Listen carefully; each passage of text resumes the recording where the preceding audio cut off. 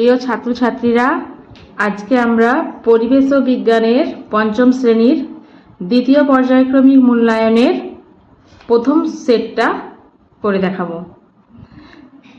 তোমরা চ্যানেলটা যদি ভালো লেগে থাকে তাহলে তোমরা সাবস্ক্রাইব করতে ভুলো না, এমন কমেন্ট করে জানাবে যে কেমন লাগছে তোমাদের এই প্রশ্নের উত্তরগুলো। আচ্ছা, এরপরে প্রথমেই আমরা সেট 1-এর Alipurduar McWilliam high school HS করে দেখাবো।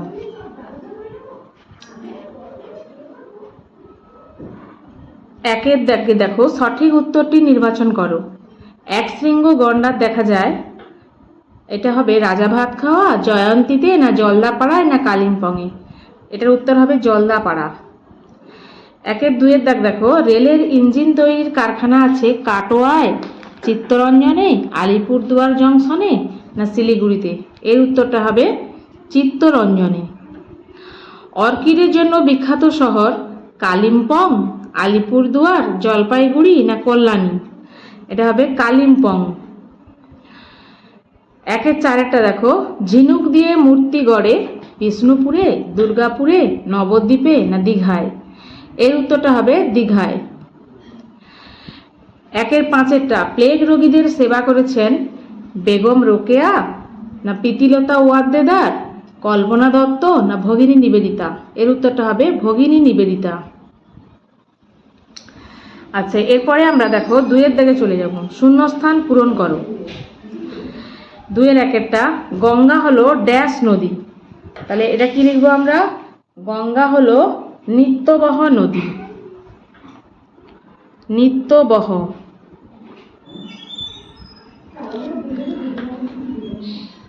দুইয়ের দাগ দেখো, দ্বারকেশ্বরের দক্ষিণে ড্যাশ নদী গিয়েছে। এর উত্তরটা হবে শিলাবতী।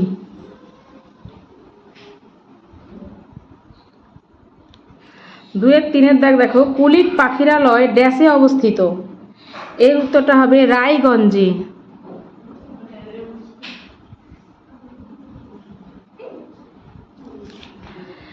এরপর দুইয়ের চারের দাগ দেখো, বক্সা অরণ্যের প্রবেশদ্বার হলো ড্যাশ। এটা হবে আলিপুরদুয়ার।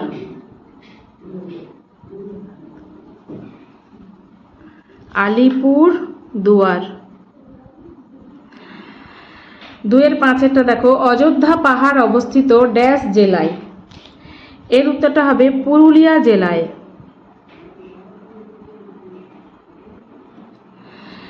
দুইয়ের ছয়েরটা, শিশু দিবস পালন করা হয় ড্যাশের জন্মদিনে। জওহরলাল নেহরুর জন্মদিনে।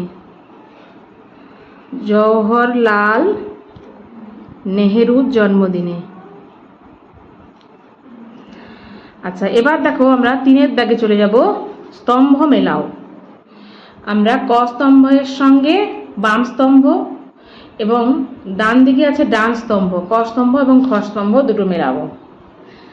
আচ্ছা, এবারে দেখো বাম স্তম্ভে আছে ম্যানগ্রোভ জাতীয় গাছ, সিউড়ি, রবীন্দ্রনাথ ঠাকুর, রেশম কীট, কীটনাশক। এদিকে আছে শান্তিনিকেতন, তুত গাছ, বাইন, নিমপাতা, মোরব্বা। তাহলে দেখো ম্যানগ্রোভ জাতীয় গাছের সঙ্গে মেলানে বাইন হচ্ছে ম্যানগ্রোভ জাতীয় গাছ, তাহলে এর সঙ্গে গয়ের দাগ মেলাবো। সিউড়ি কি হবে না, সিউড়িতে মোরব্বা পাওয়া যায়, তাহলে সিউড়ির সঙ্গে আমরা মেলাবো মোরব্বা, মোর দাগ। তিনেরটা রবীন্দ্রনাথ ঠাকুরের সঙ্গে মিলবে শান্তিনিকেতন, কয়ের দাগ। রেশম কীট হচ্ছে তুত গাছের সঙ্গে মিলবে। কীটনাশক তোমরা যেমন নিম পাতা কীটনাশক, ঘয়ের দাগ। আচ্ছা, এরপর আমরা চলে যাব চারের দাগ। একেরটা দেখো, শালপাতার ব্যবহার লেখো। শালপাতা কি কি কাজে ব্যবহার করা হয়? দেখো আমরা এটা বই থেকে আমরা করে নেব। বইয়ের 64 পেজ নম্বর খোলো। বইয়ের 64 পেজে রয়েছে যে শালপাতা দিয়ে প্লেট ও বাটি বানানো হয়। এইটুকুই লিখবে, শালপাতা দিয়ে প্লেট ও বাটি বানানো হয়। 4-2 দাগ দেখো, সুন্দরবন অঞ্চলের পশ্চিমবঙ্গ অংশে বসতিহীন দ্বীপের সংখ্যা কত? এর উত্তরটা হবে 135টি। 71 নম্বর পেজে রয়েছে। দেখো এখানে দেখো, পশ্চিমবঙ্গ অংশটায় 135টি দ্বীপ। আলিপুর দুয়ারের 2টি নদীর নাম লেখো। এটা রয়েছে 74 পেজে। 74 পেজে দেখো, 74 পেজে ছবিতে দেখো, এই যে আলিপুর দুয়ার, এখানে 2টো নদীর নাম লিখবে, তোরসা, জলঢাকা। রায়ডাকও লিখতে পারো।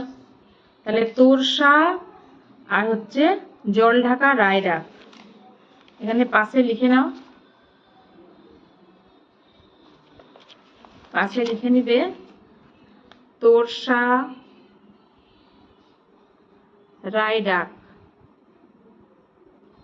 2টো বলেছে, 2টো লিখবে। আচ্ছা, এবার 4-4 দাগ দেখো, সুন্দরবন অঞ্চলের 2টি নদীর নাম লেখো। এইটা রয়েছে 71 পেজে। দেখো, সুন্দরবন অঞ্চলের 2টি নদীর নাম হচ্ছে, লিখবে মাতলা, বিদ্যাধরী। তাহলে এখানে লিখে দিই মাতলা আর বিদ্যাধরী। আচ্ছা, 4-5 দাগ দেখো, ডিরোজিওর পুরো নাম লেখো। এটা রয়েছে তোমাদের ডিরোজিওর পুরো নাম। 90 পেজে চলে যাও।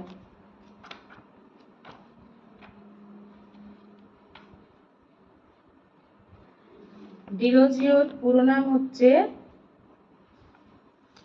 দেখো এই ছবির নিচে, ডিরোজিও ছবির নিচে লেখা আছে হেনরি লুই ভিভিয়ান ডিরোজিও। তাহলে এটা লিখবে, এটা উপরে লিখে দিচ্ছি যে হেনরি লুই ভিভিয়ান ডিরোজিও। এটা 90 পেজে রয়েছে।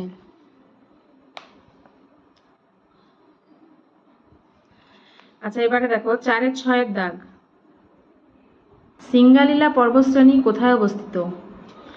এর উত্তরটা তোমাদের বইয়ের 75 পেজে রয়েছে। দেখো, দার্জিলিংয়ে সিঙ্গালীলা পর্বতশ্রেণী আছে। তাহলে এটা হবে দার্জিলিংয়ে। দার্জিলিং। এরপর দেখো 5 দাগের নিচের প্রশ্নগুলির সংক্ষেপে উত্তর দাও। 5-1 পশ্চিমবঙ্গের সবচেয়ে উঁচু পর্বতশৃঙ্গের নাম লেখো। এটা জানো, এটা উঁচু পর্বতশৃঙ্গ হচ্ছে সান্দাকফু। সান্দাকফু। এর উচ্চতা কত না 3630 মিটার। এটা তোমাদের বইতে 75 নম্বর পেজে রয়েছে। 75 পেজে রয়েছে। দেখো, দেখে নাও, পশ্চিমবঙ্গের সবচেয়ে উঁচু পর্বতশৃঙ্গ সান্দাকফু, এর উচ্চতা 3630 মিটার।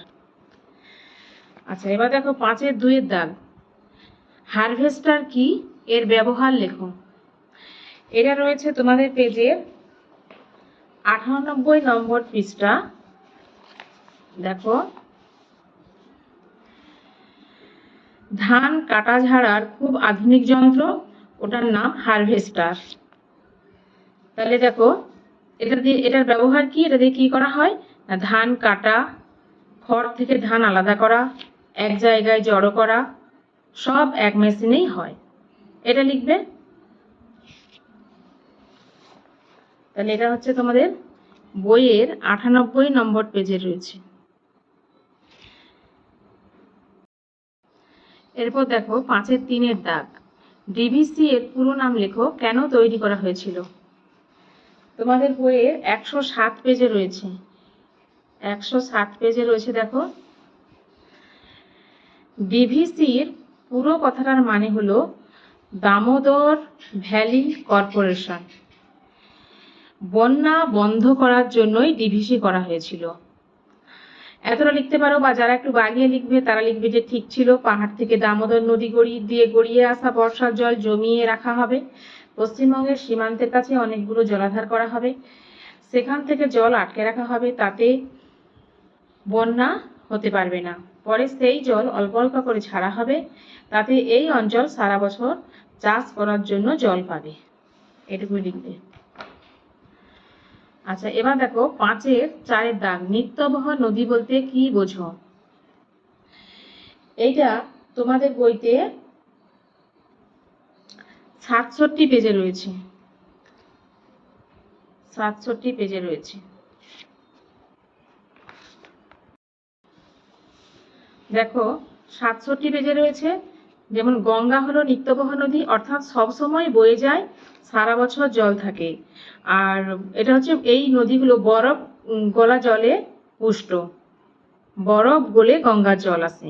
এইটুকু লিখবে।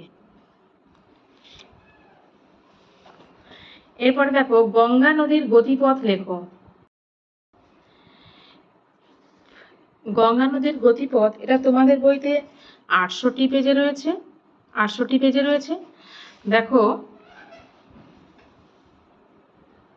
উত্তরাখণ্ড রাজ্যের গঙ্গোত্রী হিমবাহের গোমুখ গুহা থেকে এর শুরু, এর মানে গঙ্গা নদীর শুরু।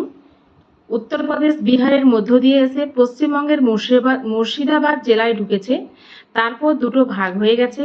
বেশি চওড়া ধারটা চলে গেছে বাংলাদেশের ভেতর দিয়ে, তার নাম পদ্মা। অন্য ধারা পশ্চিমবঙ্গের ভেতর দিয়ে গেছে মুর্শিদাবাদের মিঠিপুর থেকে নদিয়ার নবদ্বীপ পর্যন্ত, এই ধারাটির নাম ভাগীরথী। আর নবদ্বীপের পর থেকে এর নাম হুগলি নদী। এই ভাগীরথী হুগলি নদী ডায়মন্ড হারবার হলদিয়া পেরিয়ে আরো দক্ষিণে গিয়ে বঙ্গোপসাগরে মিশেছে। তোমরা ছবিটা দেখেও পড়ে নিতে পারো। আচ্ছা, এরপর 5-6 দাগ দেখো, লুপ্তপ্রায় মাছ কাকে বলে উদাহরণ দাও। এটা তোমাদের বইতে 115 পেজে দেখো।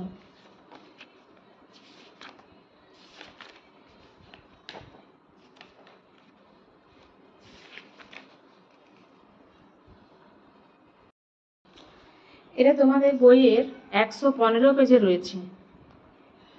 দেখো লুপ্তপ্রায় মাছ কাকে বলে না, যেসব মাছের প্রজাতি সংখ্যায় খুব কমে গেছে সেগুলো হচ্ছে লুপ্তপ্রায় মাছ। যেমন দেখো খলসে, ন্যাদো, শোল, বোয়াল, কই, এগুলো হচ্ছে লুপ্তপ্রায় মাছ।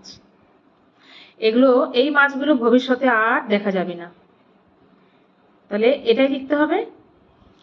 আজকে এই পর্যন্তই। তোমরা কমেন্ট করে জানিও কোথাও কোনো ভুল দেখলে বা কোথাও বুঝতে পারছো না, আমাকে কমেন্ট করে জানাবে এবং শেয়ার করে দিও।